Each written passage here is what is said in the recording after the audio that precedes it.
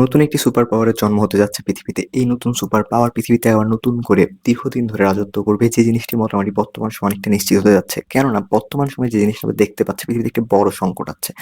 যখন এই ধরনের একটি বড় সংকট পৃথিবীতে নতুন করে চলে আসে, তখন এই সংকটকে কাজে লেগে একটি নতুন সুপার পাওয়ার তৈরি হয়। আর এই নতুন সুপার পাওয়ার বর্তমান সময়ে ২ টি হতে পারে। একটি হচ্ছে বর্তমান সময়ে যে সুপার পাওয়ার রয়েছে, তারা নিজেদেরকে আরো বেশি শক্তিশালী করার চেষ্টা করবে। একই সাথে তাদের যে ভেঙে যাওয়া সাম্রাজ্য রয়েছে, তাকে জোড়া লাগানোর চেষ্টা করবে। অন্যদিকে নতুন একটি সুপার পাওয়ার নিজেদেরকে আবার নতুনভাবে উত্থান করার চেষ্টা করবে, যার মাধ্যমে তারা পুরো পৃথিবীতে তাদের যে আধিপত্য রয়েছে, তাকে আরো বেশি দীর্ঘায়িত করতে পারবে এবং খুব ভালোভাবে পৃথিবীর আধিপত্যকে প্রতিষ্ঠা করতে পারবে। একটি সাম্রাজ্য বা একটি সুপার পাওয়ার যখন তার উত্থানের সর্বোচ্চ পর্যায়ে চলে যায়, তখন তার পতন ছাড়া আসলে কিছুই বাকি থাকে না। এই জিনিসটি বর্তমান সময়ের সবচেয়ে বড় থিওরি। এই থিওরিটির মাধ্যমে আসলে মোটামুটি প্রমাণ করা যায় যে পৃথিবীতে সুপার পাওয়ারগুলোর পতন কিভাবে হয়। এই জিনিসটা আমরা সোভিয়েত ইউনিয়ন থেকে দেখতে পারি। সোভিয়েত ইউনিয়ন তাদের সফলতার সর্বোচ্চ চূড়ায় ছিল ১৯৭৪ থেকে ১৯৮০ দশকে। এই সময় তারা তাদের সফলতার সকল ধরনের যে ক্রাইটেরিয়া আছে সেগুলো পূরণ করে ফেলে এবং তাদের সফলতার সবচেয়ে উচ্চতম শিখরে ছিল। এর মাধ্যমে তাদের পতন নিশ্চিত হয়। অর্থাৎ সফলতার সর্বোচ্চ শিখরে উঠে গেলে সেই সভ্যতার পতন ছাড়া আর কিছুই বাকি থাকে না।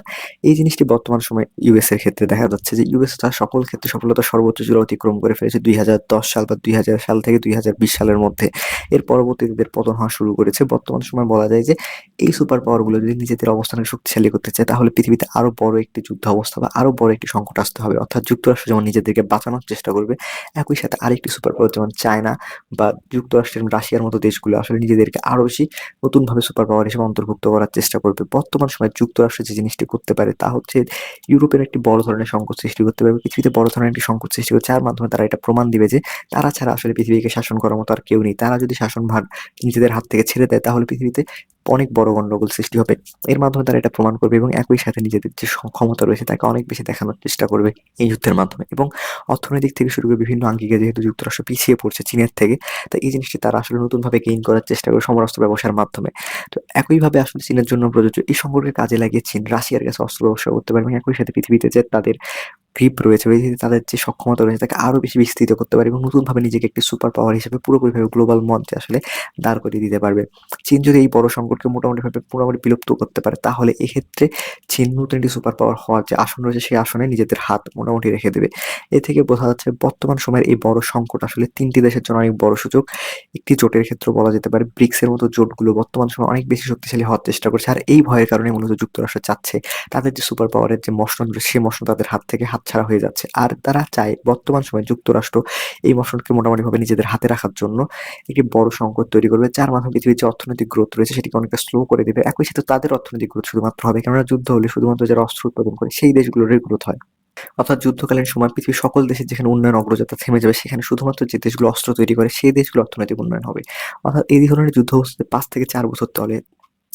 অর্থাৎ এ ধরনের যুদ্ধ যদি ৫ থেকে ৪ বছর চলে, যেটা আমরা যুক্তরাষ্ট্রের পূর্ববর্তী যে যুদ্ধগুলোতে জড়িয়েছিল সেগুলোর ক্ষেত্রে দেখা যায়, ২য় বিশ্বযুদ্ধ বা ১ম বিশ্বযুদ্ধ, এ ধরনের যুদ্ধ যদি ৪ থেকে ৫ বছর চলে, তাহলে যুক্তরাষ্ট্র অর্থনৈতিকভাবে অনেক বেশি গ্রো করবে এবং অন্যান্য দেশ ইকোনমিকভাবে অনেক বেশি পিছিয়ে পড়বে। অর্থাৎ যে দেশগুলো সরাসরি যুদ্ধে অংশগ্রহণ করবে তাদের ইকোনমি পুরোপুরিভাবে ধ্বংস হয়ে যায় এবং একই সাথে যে দেশগুলো আসলে দূর থেকে যুদ্ধে অস্ত্র, গোলাবারুদ সাপ্লাই করে তাদের অর্থনীতি অনেক বেশি গ্রো করে। একই জন্য মূলত যুক্তরাষ্ট্র বর্তমান সময়ে রাশিয়াকে জড়িয়ে এই যুদ্ধকে জড়ানোর চেষ্টা করেছে। অর্থাৎ রাশিয়া এই যুদ্ধে জড়িয়ে থাকার মাধ্যমে, সরাসরি জড়িয়ে থাকার মাধ্যমে রাশিয়ার অর্থনীতি পুরোপুরিভাবে ধ্বংস হয়ে যাবে।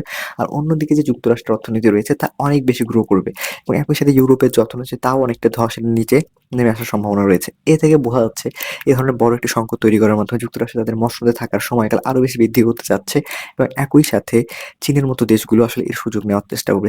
এ ধরনের বড় যুদ্ধের সুযোগ বা গ্লোবাল ওয়ারের সুযোগ চীনও নিতে পারবে, কিন্তু বর্তমান সময়ে চীন আসলে যুক্তরাষ্ট্রের সাথে সরাসরি কোনো যুদ্ধে অংশগ্রহণ করতে চাচ্ছে না। যুক্তরাষ্ট্র মোটামুটি রাশিয়াকে যেভাবে ট্রাপে ফেলার মাধ্যমে ইউক্রেনের সাথে যুদ্ধে জড়িয়ে রেখেছে, অন্যভাবে যে তাইওয়ান রয়েছে, তাইওয়ানের সাথে চীনের যে যুদ্ধ হয়, তাহলে চীন যুক্তরাষ্ট্র পুরোপুরি ট্রাপে পড়ে যেত। অর্থাৎ চীন তাইওয়ানের যুদ্ধ একবার শুরু হয়ে গেলে চীনের অর্থনীতি পুরোপুরিভাবে ধ্বংস হয়ে যেত।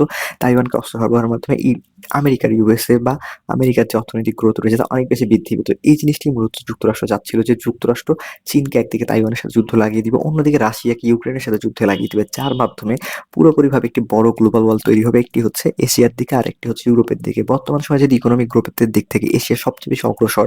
এই পৃথিবীর সবচেয়ে বেশি ইকোনমিক গ্রোথ হচ্ছে বর্তমান সময়ে এশিয়া, বিশেষ করে দক্ষিণ-পূর্ব এশিয়া এবং দক্ষিণ এশিয়ার দেশগুলোতে। অর্থাৎ এই অঞ্চলে একটি বড় যুদ্ধ হলে এই অঞ্চলের ইকোনমি পুরোপুরিভাবে ধসে যাবে।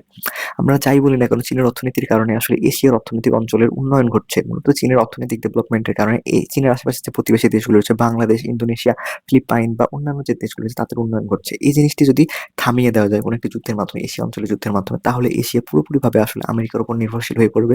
শুধুমাত্র আমেরিকার ইকোনমিক গ্রোথ হবে যুদ্ধকালীন পরিস্থিতির কারণে, কেননা তারা শুধুমাত্র অস্ত্র সরবরাহ করবে এশিয়া থেকে শুরু করে অন্যান্য দেশে। একইভাবে ইউরোপে যুদ্ধ হলে একইভাবে আমেরিকাই লাভবান হচ্ছে, অর্থাৎ আমেরিকা ইউরোপকে অস্ত্র সরবরাহ করবে এবং একই সাথে দূর থেকে আসলে এই যুদ্ধ মনিটর করবে। তাদের নিজেদের কোনো ক্ষতি করবে না। এ থেকে বোঝা যাচ্ছে যে যুক্তরাষ্ট্র তাদের অর্থনৈতিক যে সক্ষমতা রয়েছে তাকে বৃদ্ধি করে এবং পৃথিবীতে অন্যান্য দেশকে ডাউনগ্রেড করা এবং একই সাথে তারা যে সুপার পাওয়ারের চেয়ারে বসে আছে এই চেয়ারকে দীর্ঘদিন বা দীর্ঘস্থায়ী করার জন্য তারা এ ধরনের একটি বড় যুদ্ধ যাচ্ছে।